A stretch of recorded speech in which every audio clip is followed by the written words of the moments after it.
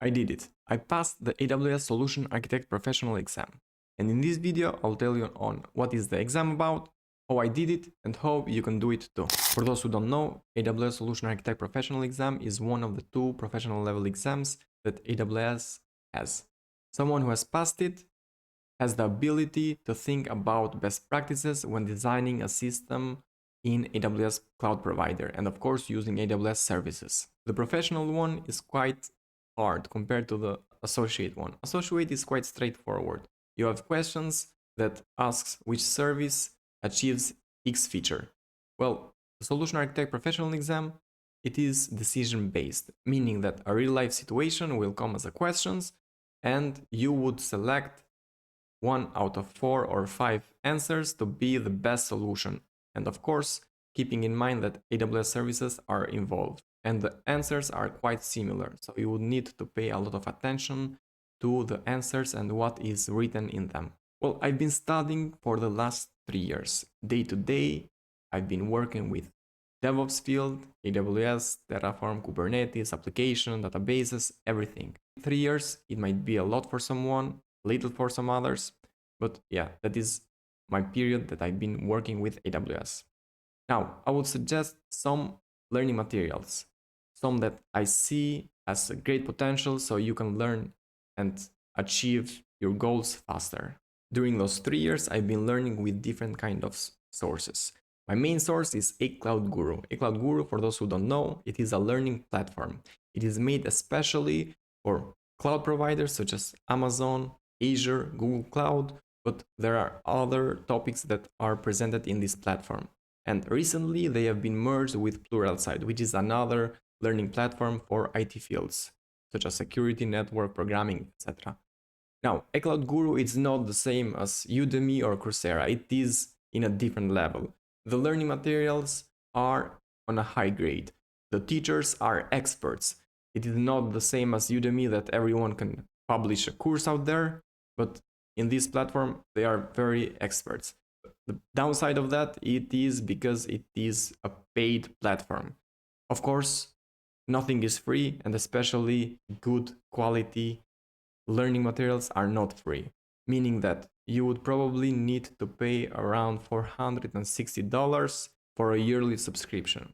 Now, what I recommend is you group with your friends or your colleagues or talk with your boss, your company, so they can provide and buy, or you can buy together and learn together, all of your friends, all of your colleagues together, and so it will be cheaper for you. The best thing about ACloudGuru, it is the learning path. I will show you the console of ACloudGuru and how the paths are represented, and also the sandbox.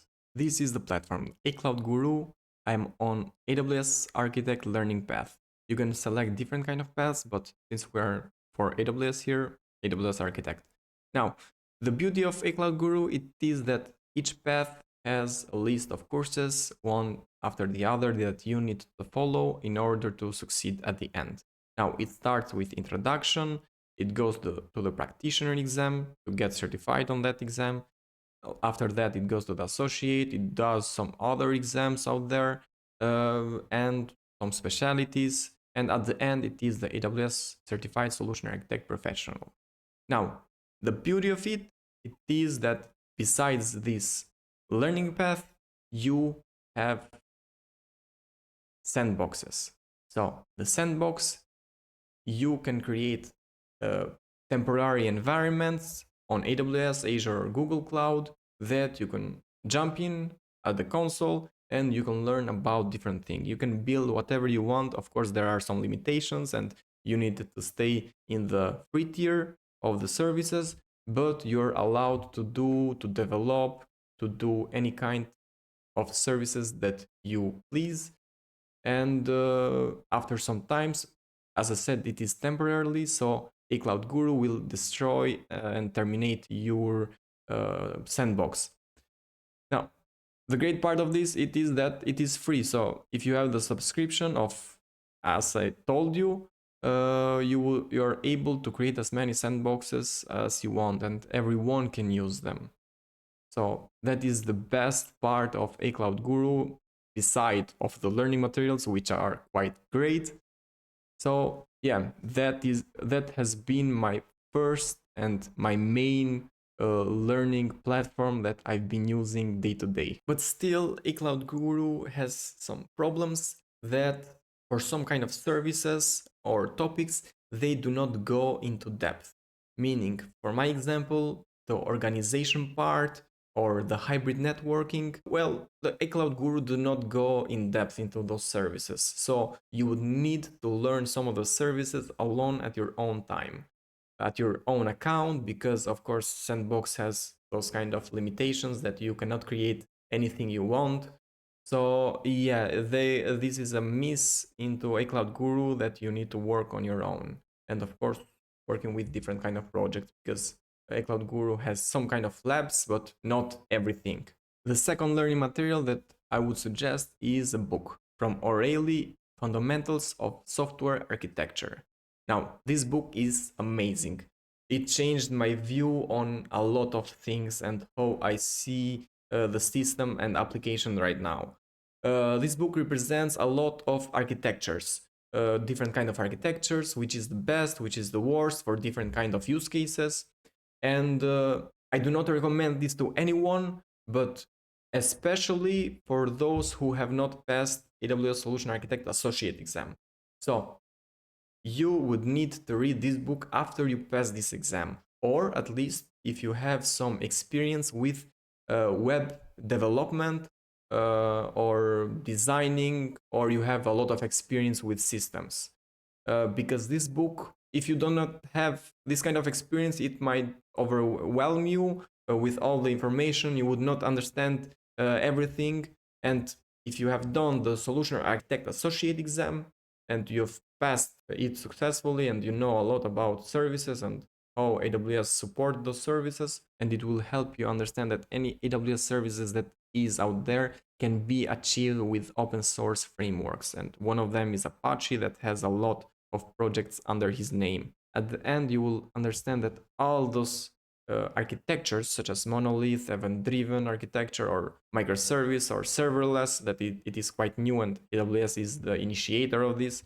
Well, you will start thinking on how I can do it on AWS, and you will make this kind of link between open source frameworks and AWS services. And this will change your view on how you see the architecture, finding the best solution. 1 week before going to do the exam, I had the privilege to access Adrain Cantrill website.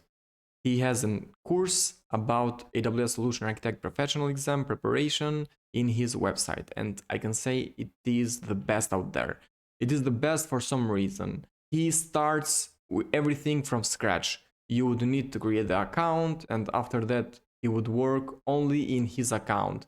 You would need to create different kind of services, and the best part it is that he has created those pre-created CloudFormation scripts that you need to deploy prior on doing the lab. So, and everything that he does is on the free tier, most of them, that you need to follow up on your account. After he explains on what the service is, he starts with his lab. That is the best. It is not like CloudGuru. CloudGuru has some empty spaces out there that some of the services are not represented very well, but this learning material, it is the best. In his website, I learned on my last week of learning, I learned about organization and identity center, concept that ACloudGuru does not present it very well. It does not go in depth. It does not have labs on it. But Adrain Cantrill has made this course to be using any kind of services that are out there for the AWS Solution Architect Professional, most of them. So I'm not saying that all the services are represented there, but at least they are mentioned, and you have different kind of system, different kind of labs, so you can learn that kind of chapter or that kind of special topic that he's working on. Now, of course, it is not free. You need to pay it. And as I suggested with ACloudGuru, you need to group with your colleagues, your friends, and you can learn it together. I had the privilege, my friend gave his account to me just to prepare for the exam, but if you want, I wished I could start with it. because it is quite amazing. It's not like ACloudGuru, as I said. If you want really to pass the exam, go and check his course. If you like it, group with your friends so you do not pay the entire amount of the price, and have fun learning on his website. Those are all the materials that I suggest you start learning AWS.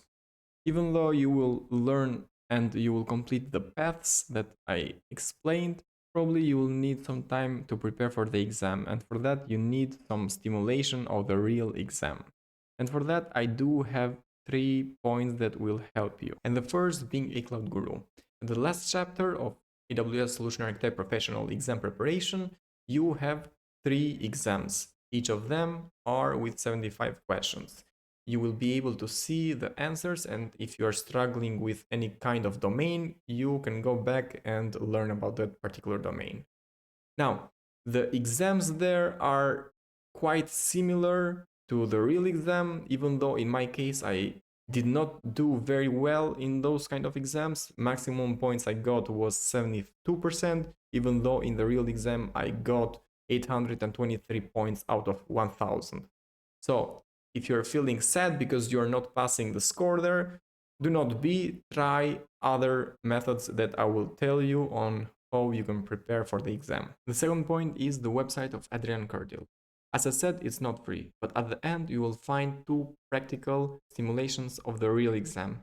And in my opinion, the questions there are more similar to the real exam compared to ACloudGuru. The third option is AWS Skill Builder Solution Architect Professional Exam Preparation. That is free. So if you want to go and check how the exam questions can be, well, go and have a look. You can open, there are some questions. Of course, there are not a lot, but they are quite similar and they will help you understand on how the exam are going to be. So you can prepare on how to take the questions, what to read first, how to extract keywords. So if you want, that is free, go and check that one. And now it's time for 3 of my tips. And the first one being get your hands dirty. A lot of people say that, and that is the same in my opinion. Now, you are trying to achieve to get the solution architect professional. That is hard, meaning not just build an EC2 instance and call it a day. Not just deploy this application on a container and call it a day. That is very, very basic. You need to think more. You need to think how you can automate your daily life, your daily processes, where you're working on, your friends or your colleagues' processes, and try to find new ideas. Always think, I have this problem or my friend has this problem. How can I use AWS at the most cost efficient way or in the most optimized way to achieve a successful solution for this? Now, when you think about that, you will find that you will need to use some of other resources beside EC2 and RDS and DynamoDB. So you will try and understand all the services and you will use most of them. So always think on how you can solve problems. You are a problem solver. You're not just some guy who tries and build a little stuff. That is for the associate level. If you want to go and get the professional one, get your hands dirty with large project and think and design your project yourself. Do not just find an template in internet and just copy and paste it. That is for a simpler case. Do not go in the internet and find an application to deploy, but try to solve business problems. In that way, you will understand that AWS has so much to provide with, and you will learn more and more about AWS, and you will become a solution architect. The second tip from me, it is use infrastructure as code. It does not matter if you're going to use CloudFormation or Terraform or AWS CDK, you need to learn it and use it. When you learn and use infrastructure as code, you will see on how services and all the AWS resources are linked together. So instead, you go to the console and you click one button and everything is created. With infrastructure as code, you would need to create all the code that represent your infrastructure, meaning some of the invisible settings that AWS has a default value for it, you will need to set it up on the infrastructure as code, especially on Terraform. Even though even in Terraform and CloudFormation there are some default values, but you will understand on what all the settings for each service are and how each service is linked with other services. Besides, it's going to automate a lot of your work and it will simplify your daily activities. It will help you understand on what is a service, how it is integrated, what are all its settings, and how to link it with other services. So I really recommend go and learn Terraform. Terraform is best. It's not only for AWS, but later on you will find that you can use it for different cloud providers, Azure, Google Cloud, or even GitHub, Docker, Kubernetes, Helm charts, or anything that you want to integrate with AWS, you can use Terraform. So go and learn Terraform in my case. It is human readable, you can use JSON for it, and it is the best infrastructure as code at the moment. And now it's time for my third tip. And this is not for everyone, but it is especially for those who have a background as a network engineer or system admin, or do not have knowledge of programming languages. You need to learn a programming language. Start with Python. When you start programming and you start developing, you will go into the world of a developer that sees on how to automate things. If your daily activities are related to clicks, so you will always click a platform, you can probably automate it. Why? Because everything in this time, it is made with API. If you are working with a platform, let's say, probably that platform has an API. And if it has an API, you can use programming languages to interact with. So that will help you automate processes. You need to learn programming languages, and I suggest you start with Python. Python, it was my first language that I've learned, and you have thousands of libraries that you can use with Python, and you can interact with any kind of platform or a software that you might like. And even for AWS, there is Boto3 package or library that Python works with. So start thinking on how you can use programming languages, especially Boto3, to automate your cloud tasks, such as starting and stopping instances or calculating costs or whatever idea you might have that you do it daily or monthly. So start learning a programming language. So all that I described is what I've been doing for the 3 years. For some might be fast, for some might be slow. Well, it depends on a lot of factors. What I recommend is you learn, you do practical use cases that solve a problem or a real life problem. And another thing that I've been doing lately is providing tutorials for others. The best way to learn something is to learn it and then describe and explain to someone else. So try and learn something and explain it to your friend or to your colleague, as I did with my YouTube channel.